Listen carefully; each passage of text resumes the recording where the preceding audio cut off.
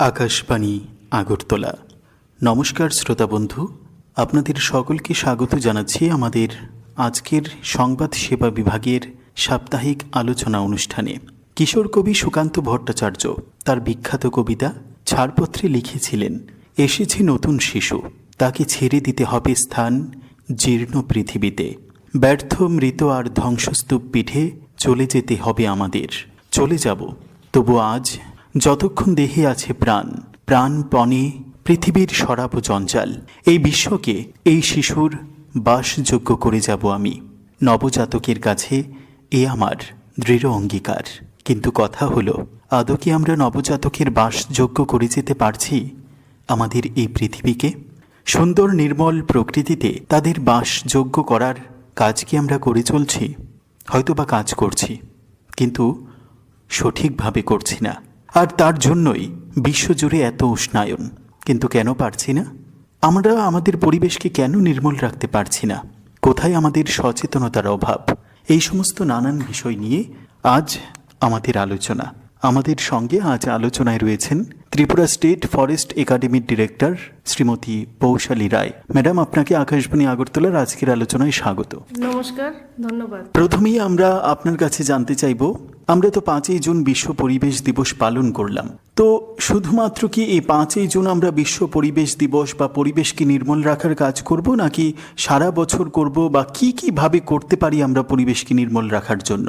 যদিও একটা দিনকে আমরা ধার্য করেছি এই শুভ কাজটা করার জন্য, 5ই জুন আমরা ওয়ার্ল্ড ওয়াইড আমরা বিশ্ব পরিবেশ দিবস হিসাবে মানি এবং নানা কর্মসূচির মাধ্যমে এই দিনটিকে পালন করি, কিন্তু এটা শুধু একটি দিনের মধ্যেই রেস্ট্রিক্টেড না। আমাদের প্রত্যেক দিন প্রত্যেক মুহূর্তেই পরিবেশের জন্য আমাদের ভূমিকা রয়েছে, আমাদের কর্তব্য পালন করা রয়েছে। তবেই আমরা সবাই মিলে যদি কিছু না কিছু করি পরিবেশের কল্যাণার্থে, তাহলে গিয়ে আমরা সেই পরিবেশকে সুষম এবং বসবাসের যোগ্য করে তুলতে পারবো। এবছর 2024 সালের পরিবেশ দিবসের ভাবনাটা যদি আপনি আরো একবার তুলে ধরেন। এই বছরের 2024 সালের পরিবেশ দিবসের ফোকাসটা ছিল land restoration, halting ডেজার্টিফিকেশন and building drought resilience, এবং স্লোগানটি ছিল আওয়ার ল্যান্ড আওয়ার ফিউচার। মূলত ভূমির উপরে দৃষ্টি আকর্ষণ করেই এই বছরের পরিবেশ দিবসের ভাবনা পরিকল্পনাটি ছিল। কেন এমনটা রাখার মানেটা কি? দেখুন, অ্যাকচুয়ালি ল্যান্ড বা ভূমি এখন আমাদের খুবই একটা চ্যালেঞ্জিং একটা ব্যাপার হয়ে দাঁড়িয়েছে। আমাদের পপুলেশন বৃদ্ধির সঙ্গে সঙ্গে আমাদের ল্যান্ড আজকাল আমাদের সংকীর্ণ হয়ে আসছে, বিকজ যেদিকেই তাকাই এদিকেই বড় বড় বিল্ডিং। তো গাছ লাগানোর জন্য বা কৃষি করার জন্য বা একটা মাছ চাষের জন্য পুকুরের কোনো জায়গা হচ্ছে না, কোনো এগ্রিকালচারাল ফিল্ডের যে পরিধি সেটা সংকীর্ণ হয়ে আসছে। তো সব কিছুই যদি আমরা বিল্ডিংয়ে পরিণত করে দিই আমাদের যে ভূমি, তাহলে আমরা খাবো কি? আমাদের খাদ্যটা কোথা থেকে আসবে? তাছাড়া আমাদের গাছ লাগানোর জায়গাটা কোথায়?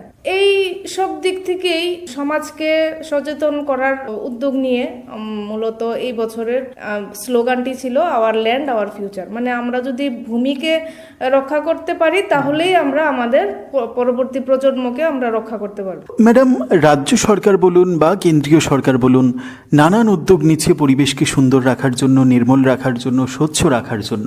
তো কেন্দ্রীয় এবং রাজ্য স্তরের কিছু কর্মসূচি সম্পর্কে বা উদ্যোগ সম্পর্কে যদি আপনি তুলে ধরেন। কেন্দ্রীয় সরকার এবং রাজ্য সরকার দুই দিক থেকেই আমরা পরিবেশ সুরক্ষা এবং গ্রিনারি বৃদ্ধির জন্য আমরা অনেকভাবেই আমরা ফান্ড পাচ্ছি, যেমন ক্যাম্পা, এমজি নরেগা, তারপর বিভিন্ন ধরনের এক্সটার্নালি এইডেড প্রজেক্ট যেগুলি জাপান এবং জার্মানি থেকে ফান্ডিং আসছে, সেগুলি সবগুলি মানে পরিবেশ রক্ষার কাজেই ম্যান্ডেট রাখে।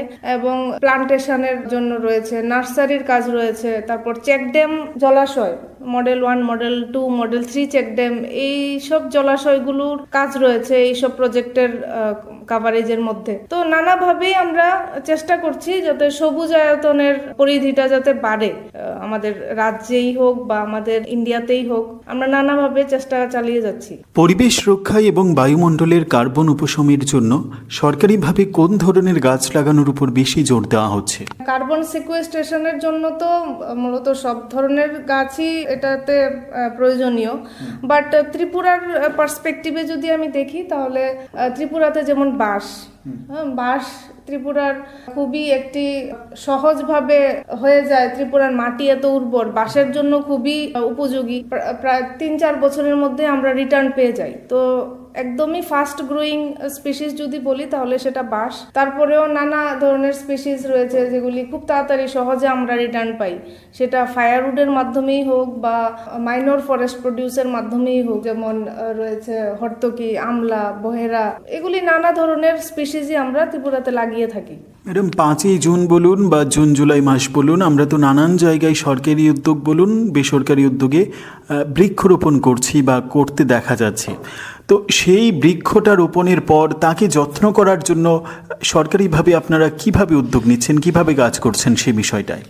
শুধু বৃক্ষরোপণই না, রূপায়িত যে আমরা চারা, ছোট গাছ আমরা বন মহোৎসবের মাধ্যমে লাগাই বা বিভিন্ন কর্মসূচির মাধ্যমে লাগাই, সেগুলি পরিচর্যা করারও আমাদের অনেক স্কোপ রয়েছে। আমাদের নানা প্রজেক্টের মারফতে আমরা যেমন বাঁশের জন্য আমরা 3 বছর পর্যন্ত আমরা সেটাকে মেনটেনেন্স করি। প্রায় 3 বছর আমরা আমাদের মেনটেনেন্স আছে, বিভিন্ন রকমের মেনটেনেন্স, আর্থ মাউন্টিং হোক বা ফেন্সিং হোক বা জঙ্গল ক্লিয়ারিং হোক, ফার্স্ট উইডিং, সেকেন্ড উইডিং, এই ধরনের নানা ভাবে আমাদের শিডিউল অফ রেট আছে এবং এগুলি একদম প্রেসক্রাইবড। কোন মাসে কোন কাজটা করতে হবে এগুলি একদম প্রেসক্রাইব। আমাদের যারা বন দপ্তরের যারা field level range officer, foresters, forest গার্ডসরা আছেন, ওরা খুব ভালোভাবেই অবগত কোন সময়ে কোন কাজটা করতে হবে। তো ওনারা যথাসময়ে সেটা করছে এবং সেটার খুব রেজাল্টও খুব ভালো। যেমন 3 বছর পরে আর কোনো বাঁশ গাছের আর কোনো মেনটেনেন্স লাগে না, সেটা এমনিতেই দাঁড়িয়ে যায়। এই যে ধরুন বৃক্ষরোপণের মাস চলছে বর্তমানে, অনেক শ্রোতাবন্ধু আমাদের অনুষ্ঠান শোনার পর হয়তোবা চাইবেন তাদের খালি জায়গায় কোনো বৃক্ষ রোপণ করার জন্য বা বাঁশ গাছই রোপণ করার জন্য। তো সরকারিভাবে তারা কি সেই গাছগুলো পেতে পারে? হ্যাঁ, অবশ্যই পেতে পারে। আমাদের ফরেস্ট ডিপার্টমেন্টের যে ওয়েবসাইট রয়েছে, সেই ওয়েবসাইটে গেলে ওইখানে নার্সারি বলে একটা পেজ আছে। তো ওই পেজে গেলে কোন নার্সারিতে কি কি স্পিসিস অফ ট্রি অ্যাভেলেবল আছে, কতটা সংখ্যায় অ্যাভেলেবল আছে, সমস্ত ডিটেলস এখানে আছে। তাছাড়া নিয়ার বাই রেঞ্জ অফিস বা বিট অফিসে যদি যায়, সশরীরে গিয়ে ওইখানকার রেঞ্জ অফিসার বা বিট অফিসারের সঙ্গে কথা বলেও জুন জুলাই মাস তো একদম ফ্রি চারা ওনারা আনতে পারবে গিয়ে, ফ্রি অফ কস্টে। হ্যাঁ, জুন জুলাই মাসে ফ্রি অফ কস্টে, যেহেতু বন মহোৎসবের মাস, তো সবাইকে উৎসাহিত করার জন্য বন দপ্তর প্রত্যেক বছরই এটা করে থাকে। একদম ফ্রিতেই চারা ডিস্ট্রিবিউশন করা হয়। কোন ধরনের চারা ফ্রিতে দেওয়া হয়? মূলত এখানে যেমন আমি বলেছি, বাঁশ একটা খুবই জনপ্রিয় একটা স্পিসিস। তাছাড়া আগরের চারা দেওয়া হয়। আজকাল আগরের জনপ্রিয়তা অনেকটাই বেড়ে এসেছে, প্রত্যেকেই চায় আগর লাগানোর জন্য। তো আগরের চারাও আছে অ্যাভেলেবল, তো অ্যাকর্ডিংলি ওরা আনতে পারবে গিয়ে। আপনারা তো বিভিন্ন সময় দেখা যায় বিভিন্ন জায়গায় শিবিরের মধ্যেও বন দপ্তর থেকে চারা বিনামূল্যে দেওয়া হচ্ছে। তো সেইটা কিভাবে করছেন, কি কি দেওয়া হচ্ছে? ত্রিপুরা রাজ্যে বিগত 2-3 বছর ধরেই CMSP হয়, মানে যেখানে আমরা 5টা করে সিডলিং প্রত্যেক ফ্যামিলিতে দিচ্ছি। তো আমাদের টার্গেট ছিল, গত বছর আমাদের টার্গেট ছিল 2 লাখ বেনিফিশিয়ারি। এটা চিফ মিনিস্টার স্বনির্ভর পরিবার যোজনা, CMSPY। আচ্ছা। তো 2 লাখ বেনিফিশিয়ারি আমাদের টার্গেট পার ইয়ারে। যেমন গত বছরও আমরা এমন 9 লাখের মতো চারা আমরা ডিস্ট্রিবিউশন করেছি। সেখানে বিভিন্ন রকমের চারা বেসড অন দেয়ার রিকোয়ারমেন্ট। যেমন ইয়ংচাক একটা সবজি, এটা আমাদের যে আদিবাসী জনজাতিরা খুবই পছন্দ করে। তো ইয়ংচাক, কাঁঠাল, আগর, তারপরে যেগুলি ফ্রুট, হ্যাঁ, যেগুলি নিউট্রিশিয়াস ফ্রুট, মা এবং শিশুদের জন্য যেগুলি খুব নিউট্রিশিয়াস ফ্রুট, এগুলি সাজনা যেমন আছে, নিম, হ্যাঁ, ব্ল্যাক পেপার, এগুলি বিশেষত এই চারাগুলি আমরা ফ্রিতে 5টা করে প্রতি ফ্যামিলিতে আমরা দিয়েছি। বিগত 2-3 বছর দিয়েছি, এবছরও দেওয়া হবে আন্ডার চিফ মিনিস্টার স্বনির্ভর পরিবার যোজনা। ম্যাডাম, মিশন লাইফ বাস্তবায়নে এবং পরিবেশ সুরক্ষায় সাধারণ নাগরিক এবং আকাশবাণীর শ্রোতাদের উদ্দেশ্যে সব শেষে আপনার কি বার্তা থাকবে? মিশন লাইফ যেটা আমাদের সম্মানিত প্রধানমন্ত্রী যেটা শুভ সূচনা করেছিলেন 2021 সালে, সেটা খুবই জনপ্রিয় একটা স্কিম এবং এনভায়রনমেন্ট, এটা মিশন লাইফ মানে লাইফস্টাইল এনভায়রনমেন্ট ফ্রেন্ডলি লাইফস্টাইলের জন্য এটা মূলত করা হয়েছে, যাতে করে এটার উদ্দেশ্য ছিল যাতে আমরা ইকো ফ্রেন্ডলি লাইফস্টাইল আমরা সবাই অ্যাডপ্ট করতে পারি। যেমন আমরা সবাই এসি পছন্দ করি, লিফট পছন্দ করি, তো এতে করে আমরা আমাদের নিজেদের শরীরটাকেও আমরা ওই যান্ত্রিক করে দিচ্ছি। হ্যাঁ, আমাদের লিফটে চড়ে গেলে আমরা খুব সহজে চলে যেতে পারি, কিন্তু আমাদের যে হাঁটার যে অভ্যাসটা, সেই অভ্যাসটা আমরা নষ্ট করে নিচ্ছি। চট করে আমরা বৈদ্যুতিক ইকুইপমেন্টস ব্যবহার করি, বাড়িতে রান্নাই হোক বা অফিসে ফ্যান, এগুলি আমরা। তো সেই মিশন লাইফের যে এজেন্ডা ছিল সেটা ছিল to reduce use of energy and reuse all those elements. তো reduce and reuse and recycle. তারপর ছিল যে হেলদি খাবার খাওয়ার জন্য, অর্গানিক খাবার খাওয়ার জন্য। আমরা ফাস্ট ফুডে আজকাল আমরা খুব আসক্ত, তো এইসব জিনিস করে কি হচ্ছে, আমাদের নিজেদের হেলথকে আমরা নষ্ট করছি। তো এই ধরনের কিছু বার্তা দিয়েই মিশন লাইফের যে স্কিমটা সেটার শুভ সূচনা করেছিলেন, এবং আমরা খুব ভালোভাবেই সেটা বাস্তবায়ন করতে পেরেছি। আমাদের রাজ্যেই বলুন বা ইন্ডিয়াতেই বলুন, আমরা বিভিন্ন স্তরে আমরা এটার একটা প্লেজ ছিল, এটা খুব সুন্দর একটা প্লেজ আছে, এটার আমি বলছি সেই প্লেজটা। I pledge to make all possible change in my daily life to protect the environment. I also commit to continuously motivate my family, friends and others about the importance of environment friendly habits. তো এটা ছিল আমাদের mission লাইফের plays. সেই প্লেজটা আমরা নানা লেভেলে, জেএফএমসি হোক, এসএসজি হোক, নানা লেভেলে সেই প্লেজটার যে বার্তাটা সেটা আমরা স্প্রেড করতে পেরেছি। কি ইম্পর্টেন্স সেটা আমরা চেষ্টা করেছি যেটা জনসমক্ষে তুলে ধরার জন্য। অসংখ্য ধন্যবাদ ম্যাডাম আপনাকে।